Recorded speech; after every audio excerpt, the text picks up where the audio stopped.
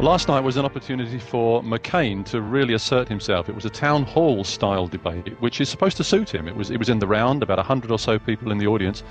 He didn't perform awfully well. It was up to him to do well.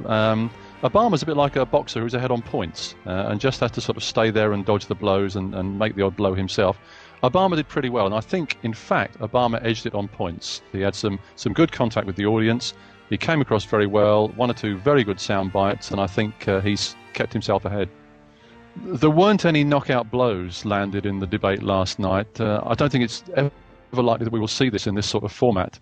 Both of them had their good points. McCain was quite strong on foreign policy, talking about Russia and Pakistan, but Obama was just about good on just about everything else. So although I think there weren't any knockout blows landed, I think there was still a clear winner, and that was Obama. Well, one mistake that I picked up that I think McCain made was about showing what I would call disrespect to the other candidate. He rarely made eye contact with Obama. In fact, this repeated the first debate when he didn't look at him at all. I think he only caught his eye a couple of times in the debate. And there was one occasion where he gestured without looking at him, and he called him that one. And I think that there's a lesson for us all there. If you're debating with somebody in business, whether you like them or not, and it's clear the candidates don't like each other, you should always be respectful. Obama's style tends to be more suited to a set-piece speech to a very large audience. He's very good when he's talking to thousands of people, and allegedly not quite so good when he's in a small audience, although he did pretty well last night. McCain, on the other hand, has stages specially built out into the audience so that he's surrounded by people, so that he can get very close to them and talk to them. It was noticeable in the debate last night that McCain was the only one who actually went up and shook hands with some of the questioners and always addressed them by name. And I think McCain was very good at making a connection, an individual connection with the audience, and Obama just a fraction more distant.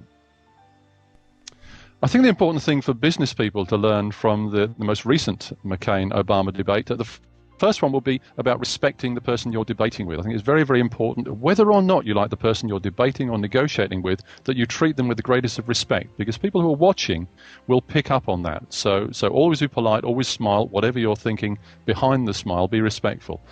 The second thing is about making a connection with your audience. The town hall style debate that we saw last night is very much suited to the kind of business style that lots of us use. We're talking to groups of 100 or less people. It's very, very important to make good eye contact, to address people by name, to use positive phrases and open and relaxed body language so that the audience feel a connection with you.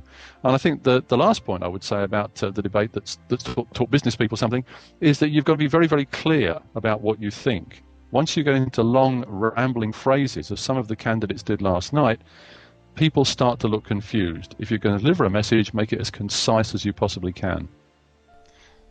If you're asked an unexpected question, it's very, very important to get the answer onto safe ground, something that you feel confident about as quickly as possible.